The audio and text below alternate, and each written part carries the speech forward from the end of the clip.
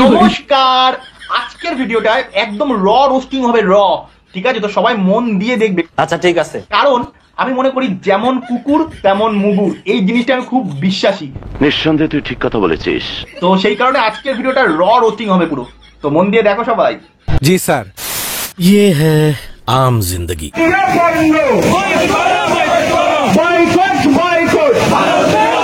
নিজেদের ইচ্ছা মতো নিজেদের বাপকে আমাদের বাপ বানিয়েছে। আমরা যারা সন্তান না। तू है, तेरे को पता नहीं है लेकिन तू है।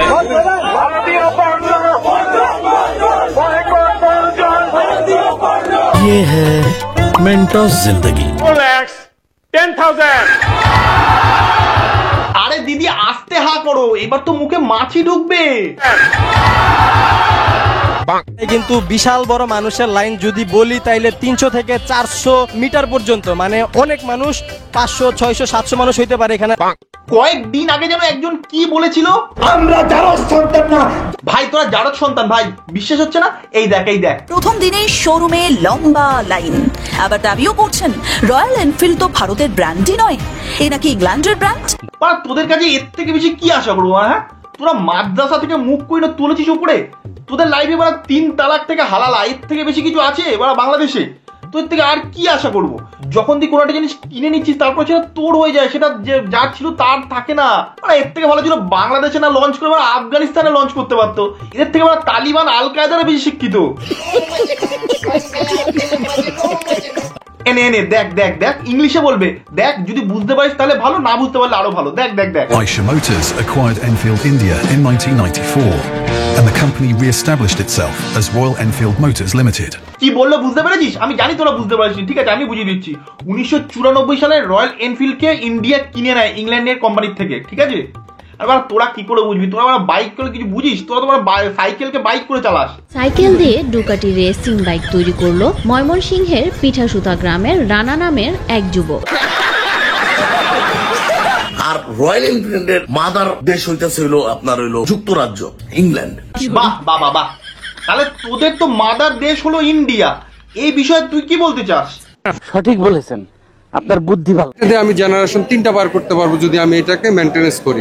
রয়্যাল এনফিল্ড এটা কি কি কি কি কি কি বলে কাকা? রয়্যাল এনফিল্ড এটা, আরে কাকা ওটা রয়্যাল এনফিল্ড না কাকা, রয়্যাল এনফিল্ড, রয়্যাল এনফিল্ড। এদের জন্য আমার গ্রামার ভোকাবুলারি সব মানে একদম চটকি চ হয়ে যাবে। চালাই দিয়ে গাড়ি কি বলেন? মানে কি আমি হাত ছাড়িয়ে দিয়ে মোটর সাইকেল চালাই দিয়ে গাড়ি, বুঝলেন?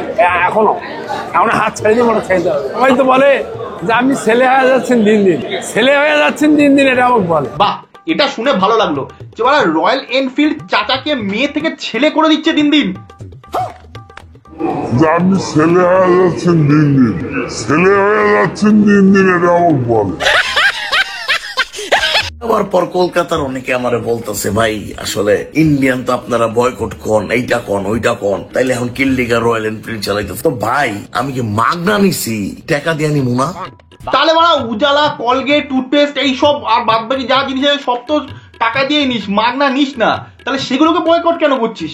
ও সেগুলোর জন্য রুলস আলাদা, এই রয়্যাল এনফিল্ডের জন্য রুলস আলাদা। হিপোক্রেসি কি ভি সীমা হতি। রয়্যাল এনফিল্ড বাংলাদেশের মার্কেটে আসার আগে বাংলাদেশের লোকেরা কি বলতো? শার্ট, 50টা লিফলেট এবং 10টা পোস্টার দেব। ভারতের সকল পণ্য যাতে আমরা বয়কট করি, আমরা ভারতকে বুঝিয়ে দিতে চাই যে আমরা তাদের উপর ডিপেন্ডেন্ট নই। আর ভারতীয় প্রোডাক্ট রয়্যাল এনফিল্ড যখন বাংলাদেশের মার্কেটে যায় তখন বাংলাদেশিরা কি বলছে? ভালো লাগতেছে, খুব ভালো লাগতেছে, আনন্দের ঝর্ণা বয়ে যাচ্ছে। রিল্যাক্স। এই যে ইন্ডিয়ান যেই চ্যানেলগুলো আছে, ইন্ডিয়ান যেই প্রোডাক্টগুলো আমরা ইউজ করছি, এগুলো যেন আমরা বয়কট করি। দরকার হলে এটা আমরা ব্যান করি, আমরা আরেকবার আন্দোলন করি। সে ভারতীয় পণ্য আমাদের বয়কট করা উচিত। আমি আমার নিজের প্রেক্ষাপট অনুযায়ী বলবো যে আমি কোনো ইন্ডিয়ান পণ্য ব্যবহার করতে রাজি না। হানি এটা বিক্রি করবেন না। আমাদের যে প্যারাশুট তেল আছে, প্যারাশুট এটা ইন্ডিয়ান। ওই যে উজালা কিন্তু ইন্ডিয়ান, এটার পরিবর্তে চমক ব্যবহার করবেন, চমক। বাংলাদেশের মানুষরা অ্যাকচুয়ালি নিজেরাই কনফিউজ যে কি করবে। অ্যাকচুয়ালি বাংলাদেশের মানুষ এখন দু দলে ভাগ হয়ে গেছে। যাদের কাছে পয়সা আছে তারা বলছে হাঁটাও যা, আমি রয়্যাল এনফিল্ড নিয়ে নেবো।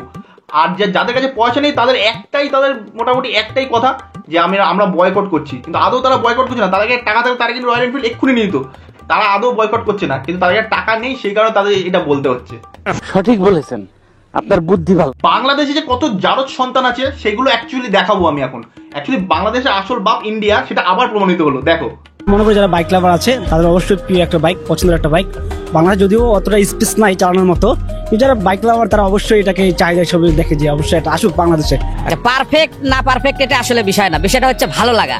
ঠিক আছে, আমাদের রোড মানে সংকীর্ণ থাকার কারণে আমরা 350 সিসি বাইক চালাবো না বা 500 সিসি বাইক চালাবো না, এটা তো হবে না।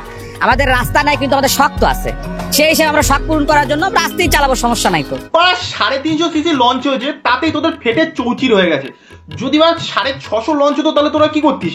হেগে দিতিস তো। 300 সিসির বাইক বাংলাদেশ চলার মতো এরকম রাস্তা নাই, কারণ ঢাকা শহর তো অনেক জ্যামজটের রাস্তা, এটা মানে পসিবল না আমার মনে হয় যে বাংলাদেশে। রয়্যাল এনফিল্ড তো আপনার হচ্ছে সবার একটা স্বপ্ন, এটা আশা করি চলবে বাংলাদেশে আসছে, ইন্ডিয়ান হোক আর যে কোনো দেশের হোক। বাংলাদেশের সড়ক সিস্টেমটা আসলে অনেক খারাপ, যে একটা সুপার বাইক চলার জন্য বাংলাদেশের সড়ক ওরকম নাই। আর 350 সিসির বাইক বাংলাদেশে আসছে ভালো কথা, এটা শুনে আমরা খুবই পজিটিভ হয়েছি, কিন্তু বাংলাদেশের সড়ক ব্যবস্থাটা একটু উন্নত করা হলে 350 বাইক সমস্যা নাই। তোরা সড়ক সিস্টেম চেঞ্জ কর এই এনফিল্ডের জন্য। ভারতীয় বর্ণ বর্জন করাই উচিত। এমন গুত্তনি দেবো না। রয়্যাল এনফিল্ড তো একটা ভারতের নামকরা ব্র্যান্ড, আমাদের বাংলাদেশে আসে আমার মনে হয় ভালোই হবে। আমার অনেক দিনের ইচ্ছে ছিল রয়্যাল এনফিল্ড বাইক কিনবো। তাই নাকি মামুনি? তা বুকিং কবে করছো? কালকেই বুকিং করব। রয়্যাল এনফিল্ড মানে হাজারো তরুণের গার্লফ্রেন্ড যা না ক্রাশ তার থেকে বাইক ক্রাশ বেশি আমাদের বিষয়টা। তা ভাই, গার্লফ্রেন্ডকে বিয়ে না করে রয়্যাল এনফিল্ডকে তো বিয়ে করতে পারিস তো। এটা তো সাইলেন্সার পাইপ আছে, ওটাকে কাজে লাগিয়ে নিস। আসলে এই স্বপ্ন হঠাৎ করে সত্যি হলে যেমন লাগে আর কি, তো আমরা আসলেই আনন্দিত। এই কয়েকদিন আগে ইন্ডিয়ান পণ্য বর্জন উঠলো, আর এখন ইন্ডিয়ান পণ্যই স্বপ্ন। আহারে, তা মামুনি কেমন লাগছে? আমার খুবই ভালো লাগছে। আমার অনেক দিনের ইচ্ছে ছিল রয়্যাল এনফিল্ড বাইক কিনবো, অপেক্ষা করেছিলাম কবে আসবে। আমি তো আগে এসে লাইনে দাঁড়িয়েছিলাম, আধা ঘন্টা লাইনে দাঁড়ানোর পরে ঢুকতে পারছি। খুব ভালো লাগছে, আর সবচেয়ে বেশি ভালো লাগছে এটার দাম আমার কাছে মানে রিজনেবল মনে হয়েছে, সবাই কিনতে পারবে ওই রকম। 5-6 লাখ হতে পারে। 5-6 লাখ রিজনেবল দাম তোদের ওখানে, সবাই কিনতে পারবে এটা? তা মামুনি তুমি কি মডেল নিতে চাও? ক্লাসিক। অবভিয়াসলি খুব ভালো লাগছে, কারণ হচ্ছে আপনার রয়্যাল এনফিল্ড আপনার মানে ইটস নট ফর স্পিডিং, এটা হচ্ছে আপনার মানে kind of man of power. এটা আপনার কি বলবো যে ভাই, তুই আপনার কম করে আর ইংলিশটা কম বলার চেষ্টা করে বাংলায় ঠিকঠাক ভাবে বল না, আমরা শুনছি তো। এটার যে হেরিটেজ, এই জন্য আপনি আমার ক্রাউড দেখলে বোঝা যাচ্ছে যে রয়্যাল এনফিল্ডের যে ক্রেজ বাংলাদেশে, আর আমার এক্সপেকটেশন যেটা ছিল ওর থেকে আরো বেশি হয়েছে। ইট ওয়াজ আনএক্সপেক্টেড যে দাম এত ভালো বা ফ্রেন্ডলি বা রিলায়েবল হবে। ভাই, আগে আমার কথা ভালো করে শোন, ঠিক আছে? আগে আমাদের টাকা দে, ঠিক আছে? যেই টাকাটা তোরা মেরে রেখেছিস সেই টাকাটা আগে দে, যে বিদ্যুতের টাকা, হান্টার এসব পরে কিনবি। 4 লাখ 5 লাখ টাকার গাড়ি পরে কিনবি। আগে যে টাকাটা চুরি করে রেখেছিস সেই টাকাটা আমাদের দে, বিদ্যুতের টাকা। আদানি যে টাকাটা দিয়ে রেখেছিল, নাহলে তোদের খুব তাড়াতাড়ি কারেন্ট আর থাকবে না, ঠিক আছে? আমাদের টাকাটা দে, শালা চোর মালগুলো।